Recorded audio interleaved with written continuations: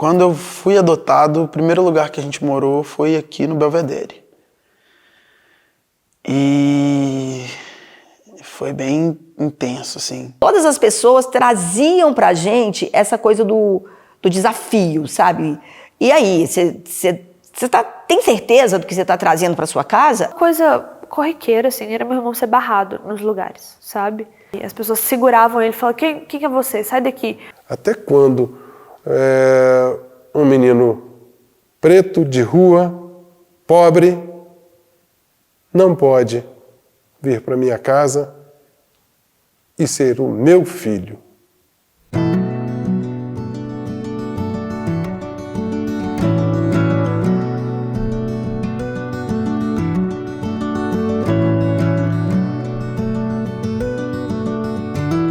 Nunca havia visto alguém tão confortável sendo ele mesmo.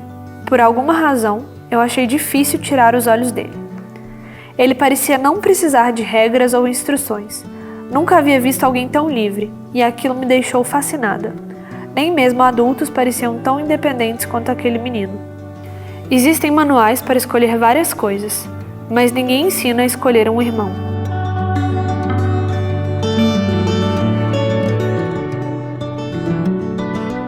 Meu nome é Hudson, eu tenho 23 anos. Hoje eu moro com uma família adotiva que eu amo muito. Eu fui adotado mais ou menos com 7 para 8 anos. Sempre pratiquei circo. Conheci minha família no circo, em falar nisso. Foi por intervenção da minha irmã. Eu vi ele tava lá, uau, pulando, e eu fiquei super impressionada de conhecer ele. Eu lembro que o Hudson, ele era uma estrela. Ele sempre foi, ainda é, mas com 7 anos eu não conhecia ninguém igual ele. Eu nasci basicamente, literalmente na rua, né? Dentro de um hospital, mas voltei pra rua. E sempre fiquei catando papelão, vagando pela cidade, brincando e tudo mais. Morei minha vida inteira com o meu pai biológico, assim, até ele sumir. Eu perdi meu pai com 8 anos de idade. Então, a partir desse ponto, a gente tem uma história quase que semelhante na rua também. Eu tive uma história que eu tive que ir para a rua para sobreviver. Eu era uma criança com casa, mas da rua. Eu tinha muito medo. Eu era a pessoa mais medrosa da casa em relação à adoção. Até a Sofia querer trazer o Hudson para passar um final de semana com a gente. Aí foi isso, né? O Hudson entrou em casa e não saiu nunca mais.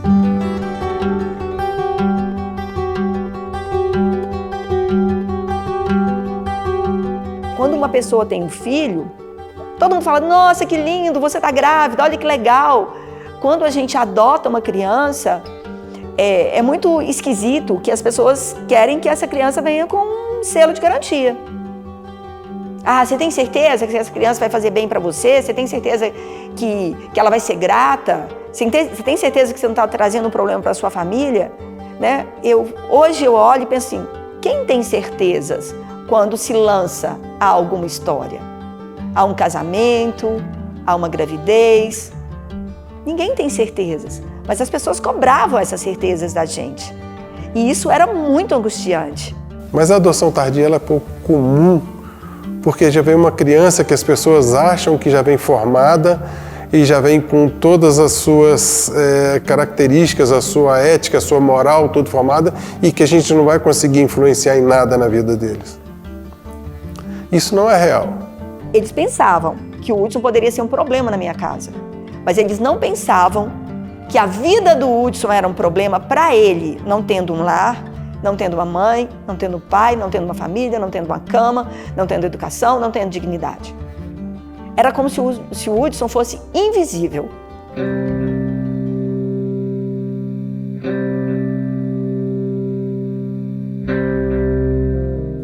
Olhares, distância. Por exemplo, os pais afastando os filhos de mim porque eu tinha uma cor diferente do filho deles. Não ser convidado para algumas coisas que a minha irmã era convidada porque eu não faço ideia. Ainda não encaixa na minha cabeça até hoje. A gente não tinha noção de raça antes do meu irmão existir. Eu achava que racismo era uma coisa que existia longe, sabe? Que existia um velho racista em cima de um morro que era uma pessoa que ninguém gostava, que vivia isolado. Eu não sabia que o racismo estava em todos os lugares, sabe? Eu lembro de uma situação que a gente ia comprar uma bateria para ele. E fomos ir pra loja de música, ele entrou correndo, tava mega empolgado. Foi correndo, o cara segurou ele pelo ombro, assim, começou a empurrar ele com força, como se ele estivesse violando o espaço, sacudindo ele mesmo, arrastando ele. Na hora que minha mãe entrou e falou, esse é meu filho. Oh, bom, tudo ótimo, sabe? E isso nunca aconteceu comigo. Na nossa relação com o Hudson, eu acho que nós não tivemos dificuldade em introduzi-lo na nossa casa. Nós tivemos muito mais dificuldade com o externo à nossa casa, em aceitar que a gente estava fazendo um projeto muito diferente, e nós tivemos muito mais desafios em lidar com esse lá fora. A minha família, né, materna, né, e a família do Joselito, a sociedade, todas as pessoas traziam pra gente essa coisa do desafio, sabe? E aí, você tem certeza do que você está trazendo para sua casa? Olha, você está trazendo uma criança de rua, com hábitos de violência, você tem uma filha, e aí? O que você está fazendo com a sua filha? Até quando a gente pode fugir do conflito? A sociedade não pode ditar as nossas regras dentro da nossa casa. E eu levei quase 20 anos para entender isso.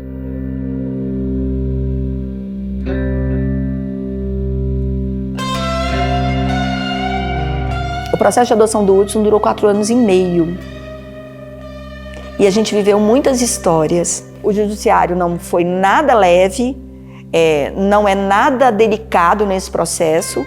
Foram várias e várias reuniões onde o Hudson tremia de medo, onde a Sofia ficava super assustada. Isso era um estresse para as crianças. A não adoção impedia que a gente incluísse o Hudson em algumas coisas, né? Toda vez que a gente realmente ia viajar, a gente precisava pedir a permissão do juiz, tinha que ir no juizado, ele não podia viajar com outra pessoa que não fosse a gente. Então, esse período longo, né, o Hudson veio pra gente, né, com quase 8 anos, e a adoção dele só foi acontecer quando ele já estava com 12 anos e meio. Então, esse período foi um período longo, onde a gente não tinha facilidade de viabilizar plano de saúde, viagens. Tudo era muito laborioso, tudo era muito difícil, tudo tinha que ser com interface de advogado. Então isso foi muito pesado. Eu gostaria de falar assim, diretamente para o judiciário, que eles precisam ter mais delicadeza nesse trato.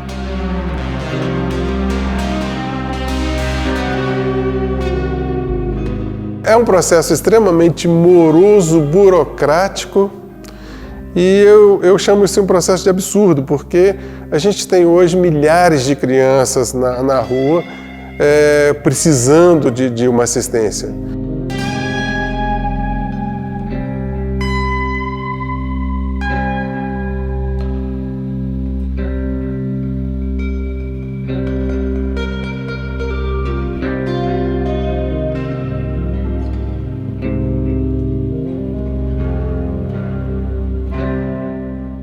Não é fácil você sair de zero educação de uma creche pública e ir para uma escola de alto rendimento de nível avançado com outras crianças que trabalharam isso a vida inteira. Então, assim, nunca gostei muito de estudar. Sentar numa mesa e ficar 2 horas sentado, para mim, não faz sentido. E eu comecei a notar que as pessoas começaram a ter uma expectativa em relação a isso. Ele vai ser burro. Vai ser isso, vai ser isso. Esse vai ser o problema que ele vai ter. Ele sentia que as pessoas esperavam que ele desse errado, de alguma forma, sabe? E que era quase como se fosse uma torcida ali. E se fosse outra criança, um filho biológico, que estivesse dando os mesmos problemas que ele, ninguém ia estar ali. Ninguém ia estar ali no, nossa, essa família falhou aqui. Essa família não devia ter adotado esse problema, sabe? E isso, ao longo do meu crescimento, foi uma coisa que doeu muito.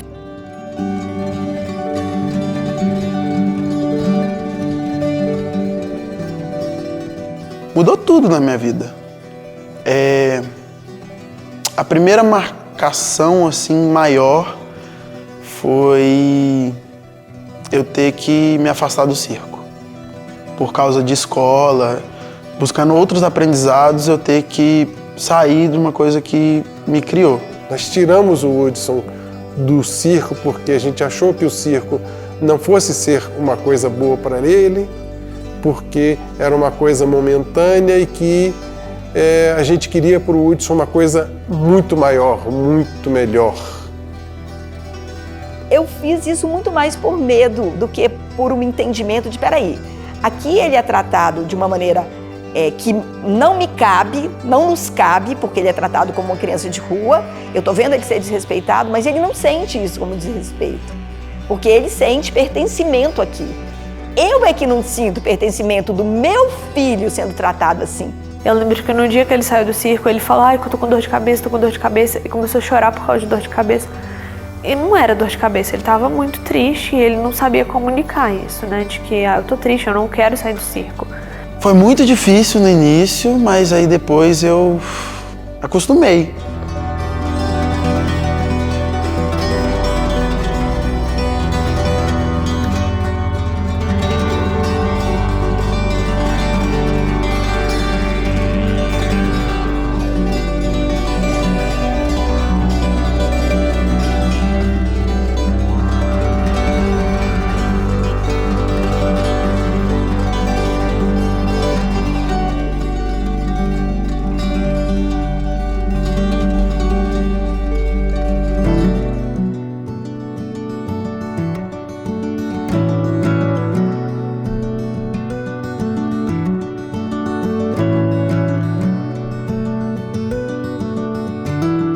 A gente não sabe amar da maneira como devíamos, porque a gente não sabe amar sem exigências, sem troca, sem querer algo de volta. Então, assim, um grande medo meu era de, será que eu vou conseguir encaminhar o Hudson para que ele seja um cidadão de bem, uma pessoa digna, uma pessoa com autonomia para ter a vida dele? Adoção não é romântico, né? O Hudson chegou na nossa casa e ele não sabia falar aos quase 8 anos.